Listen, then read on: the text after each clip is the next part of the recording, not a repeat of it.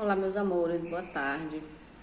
Vamos para a nossa aula de história de hoje. Hoje nós estamos fechando a unidade 2, o início da colonização. Né?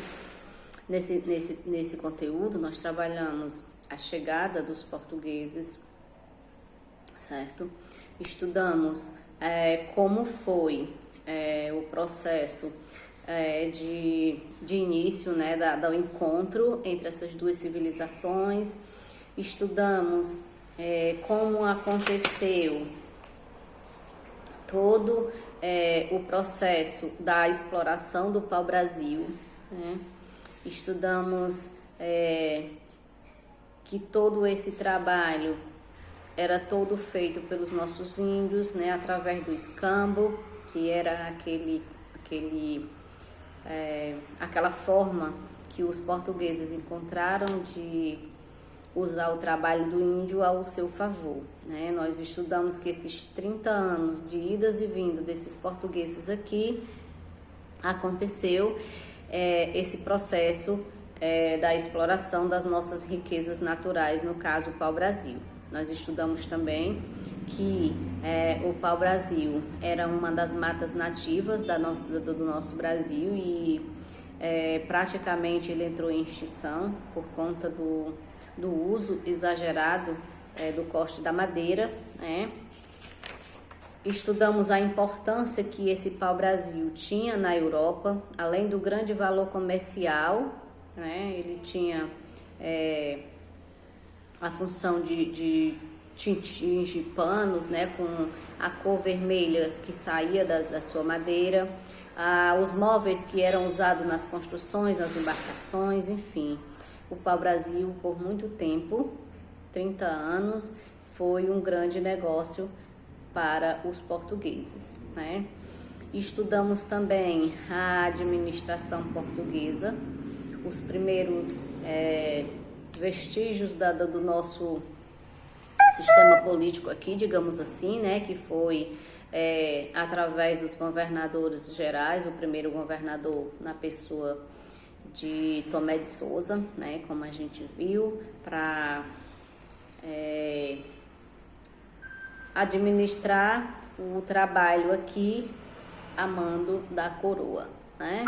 Estudamos também o processo da catequização dos nossos índios, a vinda dos jesuítas para cá, a finalidade desses padres aqui, que tinham a finalidade não só de pregar o catolicismo, mas realmente de aculturar, educar, difundir o cristianismo aqui, né, para os nossos índios. Então a gente viu que o processo da catequização não foi um processo fácil para os nossos índios, porque na cabeça dos portugueses, né, a ideia que eles tinham é de que esses índios eles não tinham cultura, né, eles eram pessoas bárbaras, como a gente já viu. Quando aconteceu o choque de culturas, a gente viu que devido à grande diferença cultural entre os dois povos, os dois mundos, entre os portugueses e os nossos índios, houve, né, essa situação desagradável de achar que os índios não tinham uma cultura, não eram pessoas civilizadas. E isso, digamos assim, gerou bastante consequências no processo de entendimento entre essas duas civilizações. No momento que eles passaram a serem aculturados, era como se os portugueses quisessem apagar toda a cultura que o índio tinha e impor a cultura europeia, né? Língua, costumes, religião, certo? E então, assim, esse processo foi muito difícil. E quem ficou encarregado de fazer esse trabalho eram os padres jesuítas, que naquela época tinham um papel fundamental de professores, né? Para ensinar. Então, foi esse o motivo dos jesuítas virem até aqui. Nós estudamos que tinham muitas aldeias jesuítas, eles protegiam aqueles índios que eles conseguiam dominar, que eles conseguiam amansar eles assim para Amansar no sentido de haver realmente a comunicação entre ambos, né? Eles aceitarem a aprender o idioma do português, eles aceitarem a profetizar a fé cristã, enfim. Essas aldeias passavam a criar, eram umas pequenas comunidades feitas pelos jesuítas para catequizar, para ensinar. E lá, essas pequenas aldeias tinham a sua organização, que era comandada por esses padres, né? O processo do corte da madeira, né? Como a gente já viu, que foi um processo bastante lento, né? Demorou bastante, lento no sentido de muitos anos de exploração. A gente viu todo o processo como acontecia, né? Enfim, na aula passada nós trabalhamos a Mata Atlântica. Vamos só pensar aqui junto comigo. A gente sabe que a Mata Atlântica, ela é uma das biodiversidades maiores do mundo, mas a gente sabe também que, infelizmente, essa grande riqueza, ela vem sendo explorada anos após anos, né? A gente sabe disso. Nós estamos falando apenas do nosso Brasil, a nossa Mata Atlântica, e a gente sabe que a devastação lá, ela é muito grande, apesar dela ser uma área preservada como se fosse um espaço de preservação mesmo da grande biodiversidade. Mesmo assim, ela vem sendo devastada ano após ano, né?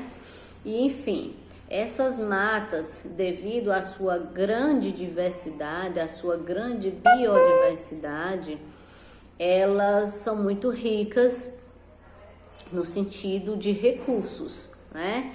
Apesar de existir leis que protegem essas áreas, elas ultimamente estão sendo bastante devastadas pelas indústrias madeireiras, né? Por outros tipos de indústrias que também tiram esses recursos, né, dessas regiões, a questão do tráfico de animais silvestres, enfim, mas elas têm uma grande finalidade também. Tem muitas comunidades bem primitivas, digamos assim, que ainda sobrevivem nessas áreas. Nós estudamos na aula passada, né, alguns descendentes de índios, como os guaranis, né? São várias e várias comunidades que têm a sua origem do Guarani, que ainda sobrevivem dessas matas, certo? Nós estudamos também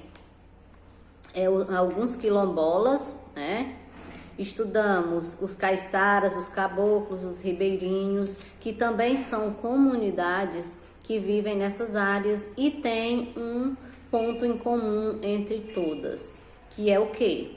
Não é a questão cultural, mas sim os costumes de se utilizar dessa biodiversidade como forma de sobrevivência, de forma sustentável, que isso é o que é mais interessante, né? Eles dependem dessas matas para sobreviver, então eles usam elas de forma correta, para que não lhe falte, né, o seu sustento. Então, assim, todas essas comunidades que nós estudamos na aula passada, eles sobrevivem dessas matas, dessa grande biodiversidade, que é extensa, né, e rica. É só saber aproveitar como eles fazem. Mas, como eu disse para vocês, não são só eles que moram lá, não são só eles que usam esses recursos. As indústrias, os contrabandos, né? A questão da exploração, da devastação das matas, elas se intensificam a cada dia que passa. Mas essas comunidades que nós estudamos, elas usam essas terras de forma sustentável, né? A sua sobrevivência.